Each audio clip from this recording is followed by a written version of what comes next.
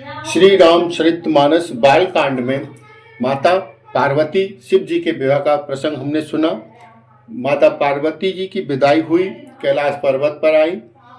इसी बार इसके उपरांत जहाँ कार्तिकेय का जन्म हुआ, उनके द्वारा तारकासुर नामक असुर का वध भी हुआ। अब हम आगे की कथा सुनेंगे।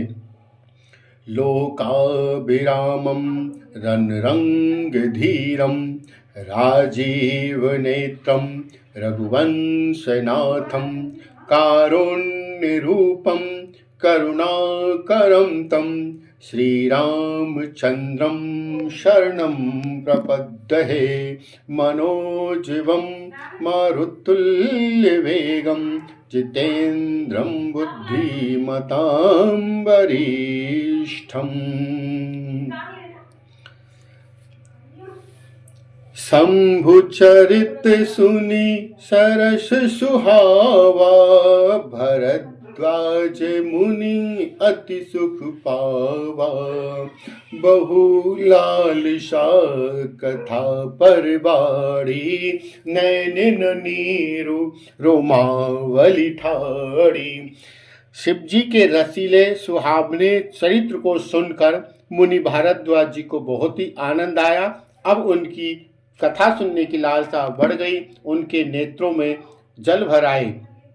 प्रेम विवश मुख आव न बानी, दशा देखी हर शे मुनि ज्ञानी। अहो धन्य तब जन्म मुनीषा, तुम ही प्राण सम प्रिय गौरीशा। वे इस कथा में इतने प्रेम से मुग्ध हो गए कि उनके मुख से वाणी ही नहीं निकल पा रही थी। उनकी दशा देखकर याज्ञवल्क्य जी बहुत प्रसन्न हुए और उन्होंने कहा, तुम्हारा जन्म वाकई में धन्य है, तुमको गौरीपति शिव जी के प्राणों के समान इतने प्रिय। शिव पद कमल जिनहि रति नाही, शिव पद कमल जिनहि रति नाही। राम ही ते सपने हुन सुहाई, बिनु छल विश्वनाथ पद नेहु। राम भगत कर लक्षण एहु। सुनिए, यहाँ याज्ञवल्क्य जी राम भक्त की क्या लक्षण है वो बता रहे हैं। शिव जी के चरण कमलों में जिनकी प्रीति नहीं है, वे श्री रामचंद्र जी को स्वप्न में भी अच्छे नहीं लगते। विश्वनाथ श्री शिव जी के चरणों में निष्कपट जिनका प्रेम है, वही राम भक्त लक्षण है। शिव सम को रघुपति व्रतधारी, शिव सम को रघुपति व्रतधारी। बिनु अध तजी सती असिनारी, पनु करी रघुपति भगत दिखाई। को शिव सम राम ही प्रिय भाई। शिव जी के समान रघुनाथ जी की भक्ति का व्रत धारण करने वाला कौन है, और शिव के परम भक्त राम के स्वरूप और कौन है। जहां बिना पाप किए ही उन्होंने अपनी पत्नी सती को त्याग दिया और प्रतिज्ञा करके श्री रघुनाथ जी की भक्ति को दिखा दिया। प्रथम ही मैं कही शिव चरित, बुझा मर्म तुम्हार। सुचि सेवक तुम राम के, रहित समस्त विकार। मैं तुम्हारे हृदय की व्यथा को जानता हूँ, आप बहुत आकुल हैं, इसलिए अब मैं शिव चरित्र आपको सुनाने जा रहा हूँ। मैं जाना तुम्हारे गुणशीला, कहु सुनहु अब रघुपति लीला। सुनु मुनि आज समागम तोरे, कहीं न जाय जस सुख मन मोरे। मैंने तुम्हारा गुण और स्वभाव जानकर समझ लिया है कि आप रघुनाथ जी की लीला को सुनने के अधिकारी हैं, इसलिए है मुनि, मैं आपको अब आगे रामचरित कथा सुनाने जा रहा हूँ। रामचरित अति अमित मुनीषा, कही न सकहि सत कोटि अहिसा, तदपि जथा श्रुत कहु बखानी, सुमेरि गिरापति प्रभु धनु पानी। हे मुनीश्वर, रामचरित अत्यंत अपार, 100 करोड़ शेष जी भी उसे नहीं कह सकते।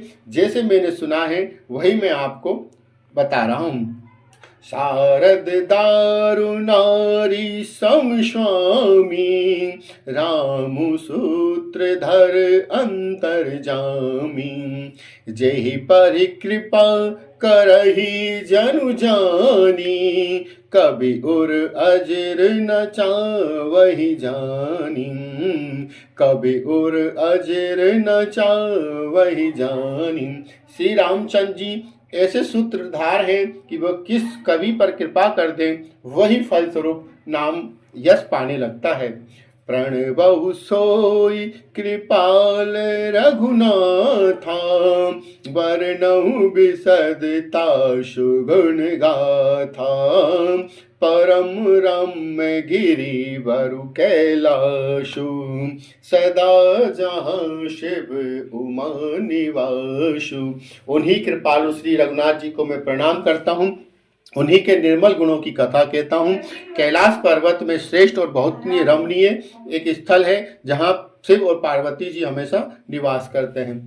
सिद्ध तपोधन जोगी जन, सुर किन्नर मुनि वृंद, बसहि तहाँ सुकृति सकल, सेवहि शिव सुख कम। तपस्वी, सिद्ध, योगी, देवता, किन्नर, मुनियों के समूह उस पर्वत पर रहते हैं। वे सब बड़े पुण्यात्मा हैं और आनंद कंद श्री महादेव जी की सेवा करते रहते हैं। हरिहर भिमुख धर्म रति नाही, ते नर तह सपनेहु नहीं जाही, तेहि गिरि पर्वत बिटप विशाला, नित्य नूतन सुंदर सब काला। जो भगवान विष्णु महादेव जी से विमुख हैं उनकी धर्म में प्रीति नहीं, वे लोग स्वप्न में भी वहां नहीं जा सकते।